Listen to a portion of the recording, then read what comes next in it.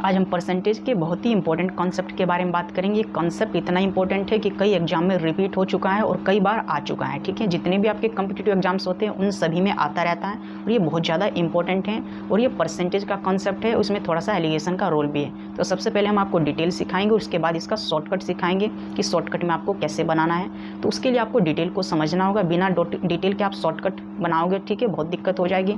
और शॉर्टकट सीखने के लिए हमें डिटेल का पता होना चाहिए, वरना शॉर्टकट को रट लेते हैं ठीक है, और रटने से कोई फ़ायदा नहीं होता है जब तक हम अच्छे से समझते नहीं हैं। ओके, तो हम अपने प्रश्न पर आ जाते हैं। यहाँ पर लिखा हुआ हमारा प्रश्न है, कोई व्यक्ति अपनी आय का 75% भाग खर्च करता है। मान लिया कोई भी व्यक्ति, उसकी इनकम है कुछ ठीक है, वो अपने आय का जितना भी इनकम है 75% भाग खर्च कर देता है। उसकी आय 20% बढ़ जाती है ठीक है, कहता है फिर उसकी आय 20% बढ़ जाती है और उसका खर्च जो है 10% बढ़ जाता है। तो बताइए उसकी बचत में कितने % की वृद्धि होती है। तो इस तरीके का ये प्रश्न है ठीक है, बहुत इंपॉर्टेंट होता है, इसका एक पैटर्न होता है ठीक है, इसके कॉन्सेप्ट को हमें समझना होता है। यहाँ पर ऑप्शन दिया गया है और इसी ऑप्शन में से एक आंसर हमें क्लिक करना होता है। तो हम इसके कॉन्सेप्ट को समझते हैं, इसका कॉन्सेप्ट क्या है। तो सबसे पहले हम इसके बेसिक पॉइंट के बारे में बात करेंगे। जैसे ये बोल रहा है ठीक है, वैसे वैसे कर देंगे तो ये हमारा बेसिक होगा। ओके, देखो यहाँ पर कहा गया कोई व्यक्ति अपनी आय का 75% भाग खर्च करता है। तो जब भी हम परसेंटेज की बात करते हैं तो हमेशा इनकम जो होता है वो 100% मानेंगे और वो 75 खर्च कर रहा है। तो इसका इनकम कितना था इस व्यक्ति का, ठीक है, हमने लेट किया कि 100 था ठीक है, मतलब 100% तो 100 हो गया। इनकम 100 है और वह 75% भाग खर्च करता है, तो 100 का 75 खर्च करेगा मतलब 75 ठीक है। तो 75 खर्च करा, ये हमारा एक्सपेंडिचर हो गया। ओके, तो ये एक्सपेंडिचर अगर देखो 100 था, 75 उसने खर्च कर दिया है ठीक है, तो बचा कितना, उसने कितना सेव किया है, 25 सेव किया है ठीक है। तो यहाँ पर सेविंग जब हम देखेंगे इसकी तो आ जाएगी 25। ओके, देखो यहाँ पर कहा गया है कोई व्यक्ति अपनी आय का 75% भाग खर्च करता है।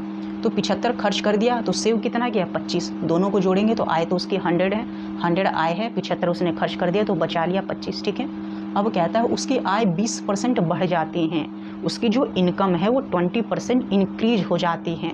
मतलब पहले इनकम कितनी थी, 100 थी, तो 100 से बढ़ के अब कितनी हो जाएगी, 20% बढ़ेगी तो 120 हो जाएगा ठीक है।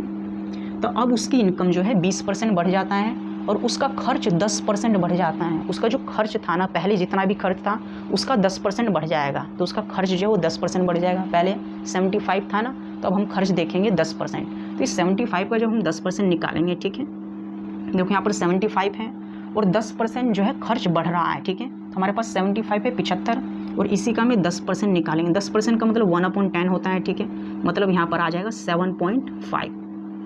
तो यहाँ पर पहले 75 खर्च था ठीक है, और यहाँ पर 7.5 हो जाएगा ठीक है। यहाँ पर आप देख सकते हो, यहाँ पर कह रहा है उसका जो खर्च है वो 10% बढ़ जाता है।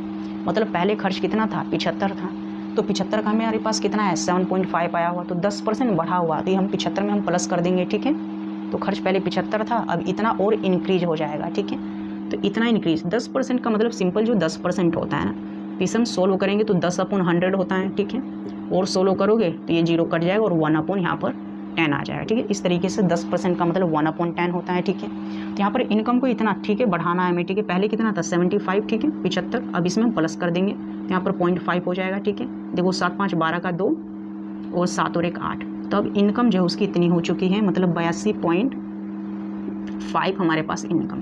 तो पहले इनकम जो था 75 था, अब इनकम 10% बढ़ गया है, तो 75 का हम 10% इंक्रीज करेंगे तो ऐसे आएगा ठीक है। या सिंपल हम यहाँ पर भी कर सकते हैं, 10 11 कर सकते थे, 11 से मल्टीप्लाई। एक और तरीका है, देखो डायरेक्ट हम कर सकते हैं, यहाँ पर 75 है, 10% बढ़ने का मतलब शुरू में तो 10 था ना, तो 10 में 1 जोड़ेंगे तो कितना हो जाएगा, 11, तो ये 11 हो चुका है।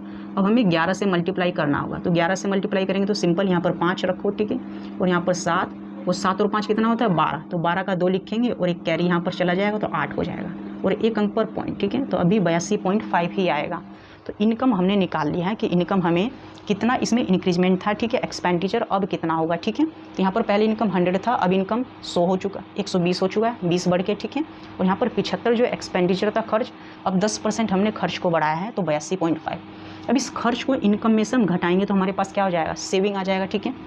अब देखो यहाँ पर 0.5 घटाएंगे ठीक है, यहाँ पर बचेगा 9, 9 में से 2 गए 7 हो जाएगा, और यहाँ पर बचेगा 11, और 11 में से 8 गए तो 3 बचेगा ठीक है। तो यहाँ पर सेविंग जो 37.5 है। देखो ये इनकम है, ये एक्सपेंडिचर है और ये आपका सेविंग है।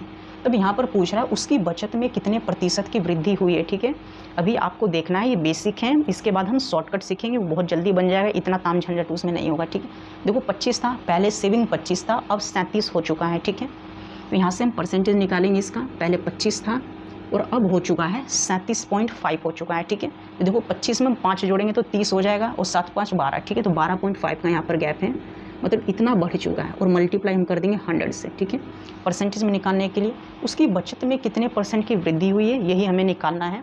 तो 25 और यहाँ पर 25 जो है बढ़ के कितना हो गया, 37.5 हो चुका है। तो यहाँ पर जो बढ़ा है 12.5 बढ़ा हुआ है। ठीक है, तो 25 पर 12.5, ठीक है, इस तरीके से निकालेंगे। 25 पर 12.5 जो होता है वो कितना % होता है। ठीक है, तो परसेंट में हम कैलकुलेट करेंगे, देखो पॉइंट हटाएंगे, एक जीरो कैंसिल हो जाएगा, 25 पंजे 125 होता है, तो टोटल यहाँ पर 50 आ जाएगा। तो आपका आंसर हो जाएगा 50। जो सेविंग था वो 50% जो है वो इंक्रीज हो चुका है। ओके, ये इंक्रीज का साइन है, तो आपका आंसर ये आ चुका है। लेकिन आपको इस तरीके से नहीं बनाना है। ठीक है, बेसिक तरीका जो है काफ़ी लेंदी होता है और काफ़ी आपका वक्त ख़राब करेगा। सबसे पहले क्या कहा गया था, इनकम जो था स्टार्टिंग में तो किसी भी चीज़ का इनकम 100 होता है। ठीक है, तो उसका इनकम हमने माना 100। ठीक है, उसने कहा कि 75% जो उसका एक्सपेंडिचर है, इतना उसने खर्च कर दिया, तो हमें पता है 25 बचाया होगा। उसके बाद कहता है कि इनकम जो है 20% बढ़ जाता है, तो 100 का माल हमने 120 कर दिया। ठीक है, तो इनकम 20 बढ़ गया, फिर कह रहा खर्च जो है वो 10% इंक्रीज हो जाता है, तो 75 का हम 10% इसी में ऐड कर देंगे तो 82.5 होगा। ठीक है, और सेविंग के बारे में अगर हम बात करते हैं, ठीक है, तो यहाँ पर 82.5 यहाँ से घटाएंगे 120 में, तो सेविंग, पहले सेविंग 25 था, अब सेविंग इतना है, तो कितना बढ़ गया है ये हम कैलकुलेट करेंगे। तो 25 पर 12.5 बढ़ चुका है और परसेंट निकालेंगे तो 50% होगा। ठीक है, अब हम एलिगेशन लगाएंगे, यहाँ से हम शॉर्ट तरीका सीखेंगे, इसका शॉर्टकट क्या होता है। ओके, इसे हम रफ कर देते हैं।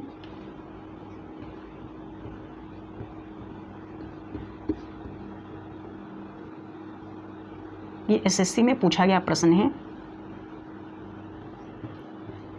ठीक है, आपको अब ध्यान देना है। ठीक है, इसका जो सबसे बेहतर तरीका होता है अब हम सीखेंगे और वैसे ही बनाना है, ऐसे आपको बिल्कुल नहीं बनाना। ठीक है, तो सबसे पहले इसमें क्या कहा गया है, कोई व्यक्ति अपनी आय का, ठीक है, अपनी आय का 75% भाग खर्च करता है। मतलब आय कितनी थी, 100% थी, 75 खर्च कर दिया तो उसने 25 बचाया। ठीक है, तो यहाँ पर हम एक्सपेंडिचर लिख लेते हैं और यहाँ पर सेविंग लिख लेते हैं। ठीक है, 75 खर्च कर दिया तो उसने सेव कितना किया, 25 किया। रेशो निकाल लेते हैं इनका, 25 में 25 और 25 से 75, मतलब 3 उसने खर्च किया है तो 1 सेव किया। ठीक है, इन रेशो को हम यहाँ पर लिखते हैं 3:1 हो जाएगा। ये एक्सपेंडिचर है और ये आपका सेविंग है। ओके, उसकी आय जो है 20% बढ़ जाती है। ठीक है, नीचे वाली लाइन में इस पर ध्यान देना, उसकी आय 20% बढ़ जाती है। पहले कहा था कोई व्यक्ति अपनी आय का 75% भाग खर्च करता है। ठीक है, तो 25 उसने बचा लिया, इनका हमने रेशो, ठीक है, एक्सपेंडिचर और सेविंग का रेशो निकाल लिया है। ठीक है, उसकी आय 20% बढ़ जाती है। जो आय कहेगा ना 20% इंक्रीज, इस समय मिड में रखना है, बीच में रखना है। तो इस एलिगेशन में 20% बढ़ गया, मतलब 20 को आपको यहाँ रखना है। ठीक है, अब कहता है और उसका जो खर्च है 10% बढ़ जाता है। ठीक है, यहाँ पर आपको बहुत ध्यान देना, उसका खर्च कितना बढ़ रहा है, 10%। तो हमें पता है एक्सपेंडिचर इस साइड में है और इस साइड में सेविंग है, तो इसी साइड में आपको खर्च को यहाँ पर लिखना है 10, तो 10% उसका खर्च बढ़ जाता है। ठीक है, अब लास्ट में आपको निकालना है उसकी बचत कितने प्रतिशत वृद्धि होती है। ठीक है, अब देखो यहाँ से ये एलिगेशन होता है, इस तरीके से हम लगा लेते हैं। ठीक है, देखो हमेशा बड़े में से छोटे वाला नंबर घटाते हैं। देखो 20 बड़ा है ना, 20 में से 10 गए, 20 में से अगर हम 10 गए तो 10 बचेगा। और यहाँ पर देखो 1 के बराबर 10 है, तो 1 बराबर 10, तो 2 बराबर क्या होगा 20, 3 बराबर 30। ठीक है, तो 1 बराबर 10 है तो 3 बराबर 30 आएगा। ठीक है, वो कैसे, देखो 1 10 के बराबर है, तो 1 10 के बराबर हमें 3 निकालना, तो यहाँ पर 3 से गुना करेंगे तो यहाँ पर भी 3, तो देखो 3 बराबर क्या हो गया, 30 हो गया। तो 1 बराबर 10 तो 3 बराबर 30 हो जाएगा। अब सिंपल में यहाँ पर आपको देखना है। ठीक है, ये दोनों नंबर आपके पास आ चुके हैं 10 और 30, 1 बराबर 10 और 3 बराबर 30। ठीक है, अब देखो 20 में से 10 को घटाने पर 10 आएगा, या 20 में आपको सोचना है 10 को जोड़ने पर 10 आएगा। तो हमें पता है 20 में से अगर हम 10 को घटा देते हैं, ठीक है, यहाँ पर आपको ध्यान देना है, अगर इस 20 में से इस 10 को हम माइनस करते हैं तो हमारे पास ये वाला नंबर आता है। ठीक है, यहाँ पर आपको ध्यान देना है, यही कॉन्सेप्ट है। इस 20 में से 10 को हम घटाएंगे तो 10 आ रहा है ना, तो यहाँ पर अगर हम घटा के आ रहा है तो यहाँ पर आप प्लस कर दो, 20 में 30 जोड़ दो, डायरेक्ट आपका आंसर आएगा 50। तो 50% सेविंग जो है वो इंक्रीज हो जाएगा। ओके, देख लो इस तरीके से बहुत जल्दी बन जाता है, समझाने में वक्त लगा हुआ है लेकिन एग्जाम में आपको इतना वक्त नहीं लगेगा, ठीक है। एग्जाम में आपको कैसे करना है, ठीक है।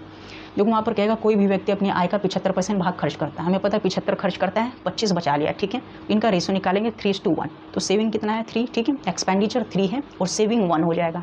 वो कहता है कि 20% आय बढ़ गया, आय को हम 20% बीच में रखेंगे। फिर कहता है कि खर्च 10% बढ़ गया, तो खर्च को इस एक्सपेंडिचर वाले साइड में रखेंगे, ठीक है। फिर 20 में से हम देखेंगे, ठीक है, ये बड़ा है, 20 में से हम 10 को घटाएंगे, 10 हम देखेंगे 1 बराबर 10, तो ये 3 बराबर कितना होगा 30, ये आ चुका है। 20 में से अगर हम 10 घटाएंगे तो 10 बचेगा, तो 20 में से 10 घटाने पर आ रहा है ये, तो यहाँ पर आपको प्लस करना है, तो 20 और 30 50, तो डायरेक्ट आपका आंसर 50 हो जाएगा। तो इस तरीके से एलिगेशन का यूज करके इस प्रश्न का आंसर हम बड़ी आसानी से दे सकते हैं। उम्मीद करते हैं कि प्रश्न का जो कॉन्सेप्ट है अच्छे से आपके माइंड में लॉक हो चुका होगा। हम फिर मिलेंगे एक नेक्स्ट वीडियो में एक बेहतर कंटेंट के साथ, और यहाँ पर डेली ऐसे ही क्लासेस चलती रहती हैं, आप हमसे कनेक्ट हो सकते हो अगर आपको अच्छे अच्छे कॉन्सेप्ट सीखने हैं। ओके, फिर मिलेंगे हम नेक्स्ट वीडियो में, तब तक के लिए bye. Okay, thank you so much.